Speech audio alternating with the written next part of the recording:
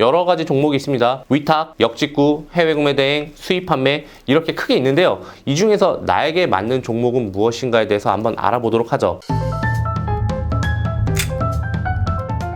네, 안녕하세요. 투트랙입니다. 최근에 많은 분들이 온라인 비즈니스에 굉장히 관심을 많이 갖고 계시죠. 부업이든 전업이든 많은 분들이 이제는 이 일을 하고 싶어 하십니다. 그런데 최근에는 유튜브에도 굉장히 많은 정보가 있고 온꿈사 같은 그런 커뮤니티 카페도 굉장히 많이 정보가 있습니다.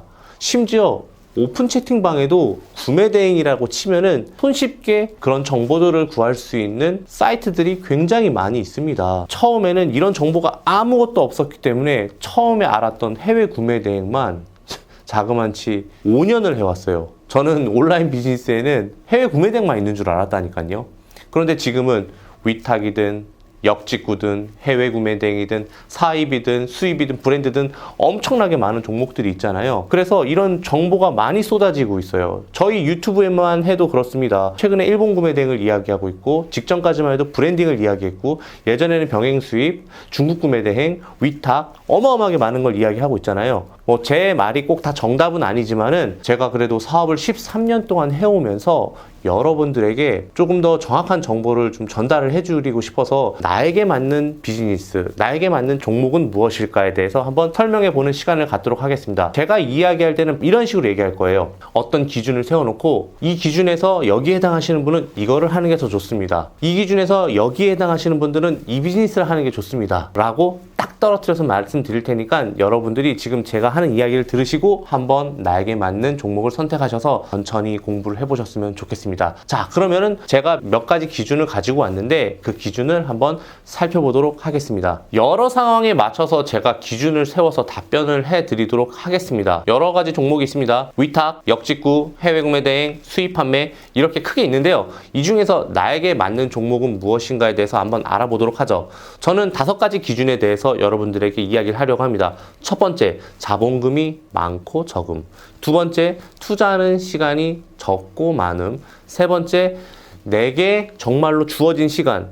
그러니까 나는 사업을 하기 위해서 정말 빨리 결과를 나타내야 되는데 그 결과를 받아볼 때까지 그 시간이 적어. 그럼 빨리 해야 되잖아요. 그런 기준. 네 번째는 내 성격. 타고난 성격이요. 이게 되게 중요하거든요. 다섯 번째, 내가 처음에 사업을 시작하는 데 있어서 이유가 있을 거 아닙니까? 사업체의 목표에 따라서 여러분들이 어떤 종목을 선택하는지 이 부분에 대해서 말씀드리도록 할 텐데요. 이 5가지 기준을 보고 나에게 맞는 건 무엇인가 한번 생각해 보도록 하면 좋을 것 같습니다. 자, 그러면 첫 번째 기준에 대해서 말씀드리겠습니다. 첫 번째, 자본금이 많고 적음으로 따라서 여러분들이 종목을 선택할 텐데요. 자본금이 많다. 그럴 때는 저는 처음부터 병행 수입을 진행하시라고 말씀드리고 싶고요. 자본금이 적을 때는 위탁이나 해외 구매 대행 쪽으로 진입을 하라고 말씀드리고 싶습니다. 해외 구매 대행 같은 경우도 연관 비즈니스인 선정산 비즈니스가 발전을 하게 돼서 여러분들이 쿠팡에서 업을 진행하신다 하더라도 선정산으로 많은 부분 자본금을 빨리 회수할 수 있습니다. 자, 그럼 두 번째, 투자하는 시간이 내가 많을 수 있다. 그러니까 할애할 수 있는 시간. 내가 지금 부업으로 하고 있지만 이 일에 내가 부업이지만 본업에 영향을 받지 않고 그래도 많이 할 수 있거나 전업으로 내가 이 일을 하기 때문에 투자할 시간이 많다. 이럴 경우엔 저는 오히려 해외 구매 대행으로 조금 더 여러분들한테 말씀드리고 싶습니다. 해외 구매 대행은 상품을 많이 올려야지만 사실 물건이 판매가 될 수 있어요. 그렇기 때문에 오히려 해외 구매 대행 쪽으로 조금 말씀드리고 싶고요. 오히려 내가 시간이 많이 부족해. 하루에 2시간, 3시간밖에 안 돼. 그럴 경우에는 오히려 병행 수입 쪽을 선택해서 천천히 성장시켜 나가는 것을 추천드리겠습니다. 네, 자, 그럼 세 번째, 나에게 주어진 시간이 얼마 없다. 이 주어진 시간이라는 건요, 하루의 업무량이 아니라 내가 이 사업을 빨리 성장시켜서 빨리 돈을 벌어야 돼. 기다릴 수가 없어. 이런 경우의 사람은 오히려 위탁이나 구매 대행을 추천드리고 싶습니다. 위탁이든 구매 대행이든 내 상품을 올리는 게 아니기 때문에 이미 올라가져 있는 상품, 판매되고 있는 상품을 빠르게 스크래핑을 하든 아니면 빠르게 수동으로 하든 올릴 수가 있거든요. 물건이 현재 가지고 있지 않아도 할 수 있는 비즈니스니까 그렇습니다. 오히려 역직구도 마찬가지입니다.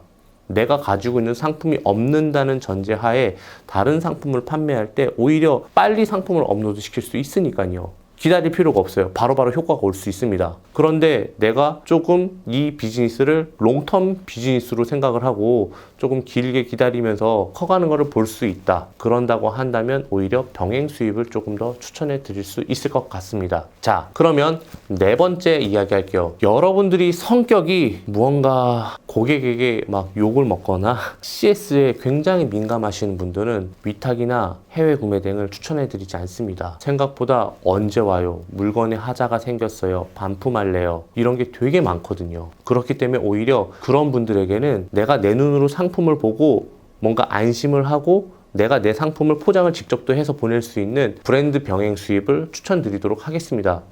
그런데 나는 그래도 뭐 돈을 벌기 위해서 욕먹는 건 어쩔 수 없지. 이거 충분히 감내할 수 있어. 그리고 성격이 너무 급해. 그럴 경우에는 오히려 효과가 빨리 나는 해외 구매 대행을 추천해 드릴 수 있겠습니다. 또 다른 성격으로 나는 참 꼼꼼하고 내 눈으로 직접 상품을 봐야지만 좀 애정이 가. 내 비즈니스에 애착이 가. 그럴 경우에는 당연히 내 상품을 만들어서 직접 하는 병행 수입이나 사입 수입을 조금 더 추천해 드릴 것 같아요. 브랜딩 쪽이요. 내가 내 상품으로 내가 정말 얼마나 애정이 있겠어요. 내가 내 상품을 픽을 해서 상품 상세 페이지도 만들고 제품 박스도 만들고 상품 설명서도 만들고 로고도 제작하고 상표권도 내고 애정을 닮아서 시간은 조금 걸리지만 그래도 내 걸 취급하기 때문에 조금 더 뭔가 더 케어를 할 수 있는 그런 성격의 소유자라고 한다면 오히려 그쪽이 조금 더 어울린다고 저는 봅니다. 해외 구매 대행은 사실 그렇게까지는 우리가 시간을 할애하진 않거든요, 상품에. 자, 좋습니다. 마지막으로 다섯 번째. 사업체의 목표에 따라서 내가 어떤 비즈니스를 선택하느냐에 따라 또 달라질 수 있습니다. 첫 번째, 나는 그냥 한 달에 그래도 돈을 그냥 빨리 많이 벌고 싶은 게 그냥 목표야. 이럴 경우에는 위탁이나 해외 구매 대행이나 직구 등을 추천드립니다. 내 상품이 아니기 때문에 사실 빠르게 나올 수 있고 회전율도 좋아서 수입도 뭐 많지는 않지만 그래도 꾸준히 들어옵니다. 하지만 나는 상장사가 목표야. 그리고 투자받아서 내 브랜드를 정말 키우고 싶어. 그럴 때는 브랜딩이 맞죠. 브랜딩을 해서 IPO도 할 수 있어요. 이 IPO가 뭐냐면요. 주식에 상장을 하는 겁니다. 그리고 중간에 성장하는 데 있어서 뭔가 돈이 더 필요해. 그럴 경우에는 내가 내 지분을 팔아서 투자금으로 받아와서 더 크게 성장시킬 수 있는 비즈니스는 사실 브랜딩이겠죠. 해외 구매 대행 아무리 잘해도 투자받기 힘듭니다. 플랫폼 비즈니스는 모를까 실제로 해외 구매 대행이 아무리 매출이 많이 나와도 사실 그 일에 투자하려고 하는 투자자는 사실 상대적으로 브랜딩에 비해서는 많이 적습니다. 자, 이렇게 다섯 가지에 대해서 한번 알아보았습니다. 여러분들 어떻게 조금 기준이 서시나요? 만약에 여러분들이 이 기준으로 의해서 선택을 할 수 있으면 좋고요. 제가 말씀드리지 못한 혹은 제가 생각하지 못한 부분이 있어서 저는 이런데 저는 이러한데 저는 어떤 게 맞을까요? 라고 하신다면은 댓글을 달아주시면 제가 그것을 보고 영상을 새로 찍을 수 있으면 새로 찍고 아니면 댓글로 말씀해 드리도록 하겠습니다. 자, 그러면 영상을 여기까지 마치려고 하고요. 도움이 되셨다면은 여러분 소감 한 줄 적어주시면은 저희가 다음 영상을 촬영하는 데 있어서 꼭 참고하고 반영하도록 하겠습니다. 자, 그럼 영상을 여기서 모두 마치도록 하겠습니다. 감사합니다.